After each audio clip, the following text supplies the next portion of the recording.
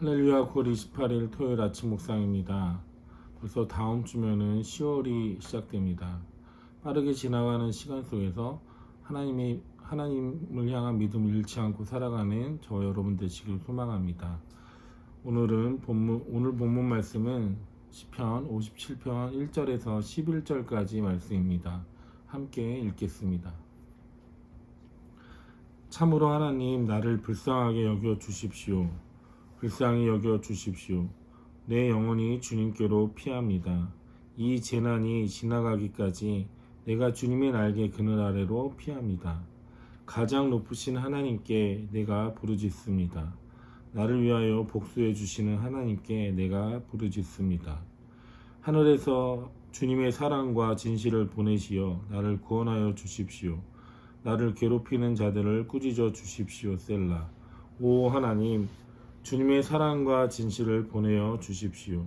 내가 사람을 잡아먹는 사자들 가운데 누워 있어 보니 그들의 이는 창끝과 같고 화살촉과도 같고 그들의 혀는 날카로운 칼과도 같습니다. 하나님, 하늘 높이 높임을 받으시고 주님의 영광을 온 땅 위에 떨치십시오. 그들은 내 목숨을 누리고 내 발 앞에 그물을 쳐놓아 내가 기가 꺾였습니다. 그들이 내 앞에 함정을 파놓았지만 오히려 그들이 그 함정에 빠져들고 말았습니다. 셀라. 하나님, 나는 나의 마음을 정했습니다. 나는 내 마음을 확실히 정했습니다. 내가 가락에 맞추어 노래를 부르겠습니다. 내 영혼아 깨어나라. 검은 고야 수금아 깨어나라. 내가 새벽을 깨우련다. 주님, 내가 만민 가운데서 주님께 감사를 드리며 문나라 가운데서 노래를 불러 주님을 찬양하렵니다. 주님의 한결같은 그 사랑 너무 높아서 하늘에 이르고 주님의 진실하심 구름에까지 닿습니다. 하나님, 주님은 하늘 높이 높임을 받으시고 주님의 영광 온 땅 위에 떨치십시오. 아멘. 시편 57편은 다윗이 사울 왕을 피하여 동굴에 숨었을 때 지었던 시입니다. 동굴은 막다른 골목과도 같은 곳입니다. 지금 다윗에게 마지막 피난처인 동굴에서 사울 왕에게 잡히면 가장 비참하고 굴욕적인 장소가 될 수 있는 동굴 가운데 다윗은 있습니다.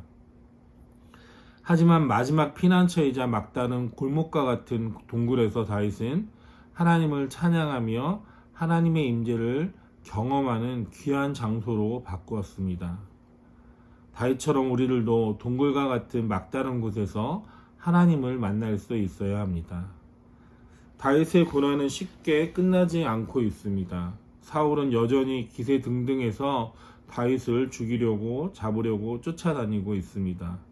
다윗은 사울을 피해서 어두운 동굴로 도망한 적이 한두 번이 아닙니다. 동굴은 어둡고 습하고 사람이 오래 있기에는 불편한 곳입니다.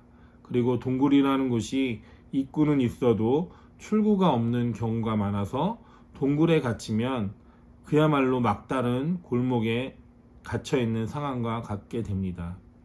하지만 하나님은 그 동굴에서 다윗을 보호해 주셨습니다. 무엇보다 놀라운 사실은 다윗이 그 동굴을 남다르게 해석하고 있다는 것입니다. 1절 하반절 말씀에 보면 다윗은 동굴을 주님의 날개 그늘 아래라고 표현하고 있습니다. 어쩔 수 없이 생명을 살리기 위해 피했던 동굴에서 다윗은 하나님의 임재를 경험했습니다.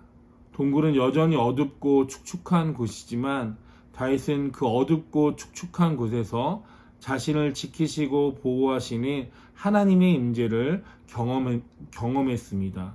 하나님의 임재가 있는 곳은 그곳이 어디든지 간에 하나님의 날개에 그늘알이 될 수 있다는 것을 다윗은 경험했습니다. 하나님을 경험하지 못한 사람들은 알 수 없는 하나님의 은혜를 다윗은 경험하고 고백하고 있습니다. 아무리 어려운 환경 속에서도 어려운 상황 속에서도 다윗처럼 하나님의 임재를 경험하면 그것이 하나님의 날개 그늘 아래가 된다는 고백이 나오게 되는 것입니다. 저와 여러분도 다윗과 같이 하나님의 임재와 보호를 경험함으로 하나님의 그늘 아래라는 평안을 얻을 수 있기를 소망합니다. 다윗은 동굴에서 하나님의 날개 그늘 아래를 체험했습니다. 자신을 보호하시는 하나님을 경험한 다윗의 마음은 더 단단해지고 더 감사로 가득 찼습니다. 다윗은 그 동굴에서 7절 말씀을 보면 마음을 정하고 하나님을 찬양하기로 결심했습니다. 다윗은 하나님의 임재를 경험한 동굴에서 하나님을 전심으로 찬양하고 높여드리기를 원했습니다. 고난 가운데서 생명의 위협을 받는 가운데서 동굴에 갇혀있는 가운데서도 전심으로 하나님을 높이며 찬양하기를 원했습니다. 우리는 보통 마음이 불편하거나 고통 가운데 있을 때 하나님을 찾으려 하지 않습니다. 오히려 마음의 동굴을 찾아서 혼자 숨고자 하는 경우가 많이 있습니다. 그런데 다윗은 오히려 고난 가운데, 위협 가운데, 생명의 위기 가운데 있으면서도 하나님을 찬양하고자 마음을 정했습니다. 이처럼 하나님의 날개 그늘 아래 하나님의 임재를 경험한 사람은 어디서든지 하나님을 높여 찬양할 수 있는 사람입니다. 언제든지 하나님을 높이는 일을 주저하지 않는 사람입니다. 하나님은 다윗의 찬양을 얼마나 기쁘시게 받으셨을까요? 저와 여러분도 다윗과 같이 어떠한 상황 가운데서도 하나님을 높여 찬양할 수 있기를 소망해 봅니다. 우리의 감정과 기분의 어떠함이 아니라 오직 하나님 한 분만 높여 찬양할 수 있는 저와 여러분 되시길 바랍니다. 우리는 다윗처럼 어떠한 문제의 상황 속에서도 올바르게 하나님의 뜻을 해석할 수 있어야 합니다. 더 중요한 것은 우리가 처해 있는 상황과 환경 속에서 하나님의 임재를 경험해야 된다는 것입니다. 다윗은 사울을 피해 숨었던 어둡고 음침한 동굴에서 하나님의 날개 그늘이 되고 하나님을 찬양하는 장소가 동굴이 되었습니다.